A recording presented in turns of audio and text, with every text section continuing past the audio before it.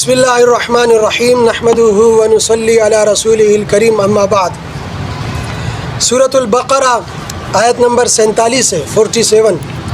اللہ تعالیٰ نے موسیٰ علیہ السلام کے زمانے میں بنی اسرائیل پر جو سب سے بڑا احسان کیا کہ انہیں اس زمانے کے تمام اقوام پر فضیلت بخشی، تو اس کا ذکر ہے۔ پھر اس بنا پر جو ان کو ایک غلط فہمی میں مبتلا ہو گئے تھے، تو اس غلط فہمی کو پھر دور کیا گیا دوسری آیت میں۔ آیات دیکھیں۔ اعوذ باللہ من الشیطان الرجیم، بسم اللہ الرحمن الرحیم۔ یا بنی اسرائیل، اے بنی اسرائیل، اے اولاد یعقوب، اذکروا، یاد کرو، نعمتی، میری ان نعمتوں کو، التی انعمت علیکم، جو میں نے خاص تم پر کیے، خاص تمہیں عطا کیے، میری ان نعمتوں کو یاد کرو۔ یہ تمہید دوبارہ لوٹائی ہے، خاص طور پر وہ نعمت، خاص طور پر وہ احسان جو سب سے بڑا احسان ہے۔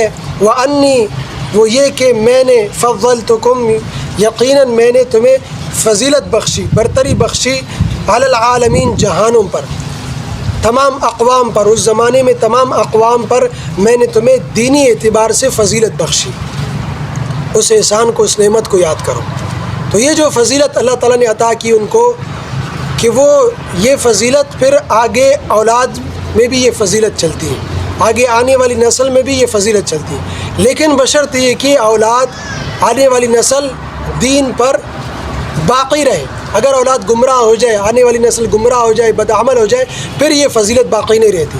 جیسے ہمیں کہا گیا، اس امت کو کہا گیا، آخری امت کو، کنتم خیر امت، تم بہترین امت ہو، تو یہ جو لقب ملا اس امت کو، یہ جو فضیلت حاصل ہے بہترین امت، خیر امت کی، یہ صرف انہی لوگوں کو یہ فضیلت حاصل ہے جو صحابہ کے عقائد اور اعمال پر ہیں۔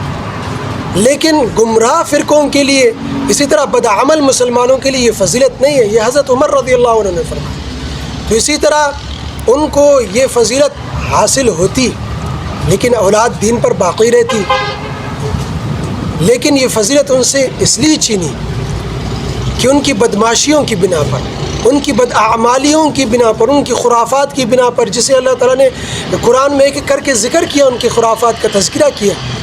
اس سے پہلے گزر گیا، بدعہدی کی، عہد کو توڑا، اسی طرح قرآن میں تحریف کر ڈالی، اپنی کتاب میں تحریف کر ڈالی، انبیاء کو قتل کیا۔ ایک ایک جو ان کی کرتوت ہے، وہ گمراہ ہوئے، انہوں نے اختلاف کیا، اور وہ جو ہے نا بدماشیوں میں آ گئے۔ اس وجہ سے اللہ تعالیٰ نے یہ فضیلت ان سے چھین لی۔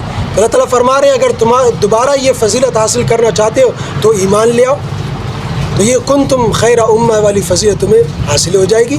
قرآن پر ایمان لے آؤ، آخری نبی پر ایمان لے آؤ، اور اسی کے مطابق عمل کرنا شروع کر دو، یہ فضیلت تمہیں دوبارہ حاصل ہو جائے گی۔ تو اسی فضیلت کی بنا پر جو ان میں غلط فہمی پیدا ہو گئی تھی کہ ہم تو یہ تو ہماری وراثت ہے، وراثت میں یہ فضیلت ہمیں ملی ہے، اور پھر ہم جو ہے نا انبیاء کی اولاد ہیں، اس نسبت کی بنا پر ہم جو چاہیں کریں، بخشے بخشائے ہیں۔ تو پھر یہ کہنا بھی شروع کر دیا، نحن ابناء اللہ و احباؤ، ہم تو اللہ کے بیٹے، اللہ کے چہیتے ہیں، لاڈلے ہیں۔ تو کون باپ ہوتا ہے جو اپنی اولاد کو سزا دے؟ تو لہٰذا اس بنا پر ہم تو جو چاہیں کریں، کرتے پھریں، ہم تو بخشے بخشائے ہیں، ہمیں کوئی پوچھ نہیں ہوگی۔ تو اس غلط فہمی کو اللہ تعالیٰ نے دور کی کہ وہاں ہمارے ہاں حسب نسب نہیں چلتا، ہمارے ہاں ایمان اور عمل کا سکہ چلتا۔ آج کل میں بھی جو بزرگوں کی اولاد ہے وہ بھی اس غلط فہمی میں، کوئی کہتے ہیں میں فلاں بزرگ کی طرف نسبت کرتا ہے، کوئی کہتے ہیں میں سید ہوں، میں شاہ ہوں، اور کوئی کیا فلاں، لیکن عمل سے وہ خالی ہے۔ اللہ کے ہاں عمل چلتا ہے، اللہ کے ہاں ایمان کا، عمل کا سکہ چلتا ہے، اس لیے یہ حسب نسب اللہ کے ہاں کام نہیں آئے گا۔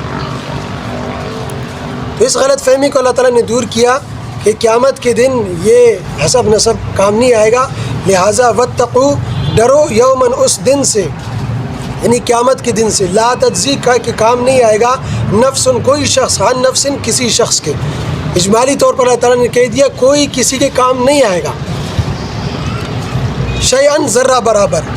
پھر تفصیلی طور پر ہر ایک کا الگ الگ تذکرہ کر رہے ہیں۔ جیسے کوئی دنیا میں کوئی بلا مصیبت میں پھنس جاتا ہے نا، تو اس کے عزیز و اقارب، رشتہ دار، اس کے رفیق اس کو بچاتے ہیں، تو تین طرح سے، ایک تو یہ ہے کہ سفارش کرواتے ہیں، اور پھر دوسرا یہ کہ اس کو تاوان دے کر، جرمانہ دے کر، فدیہ دے کر اسے چھڑواتے ہیں، اسے بچاتے ہیں، یا تیسرا یہ کہ اپنی طاقت استعمال کرتے ہیں، ہاتھا پائی کرتے ہیں۔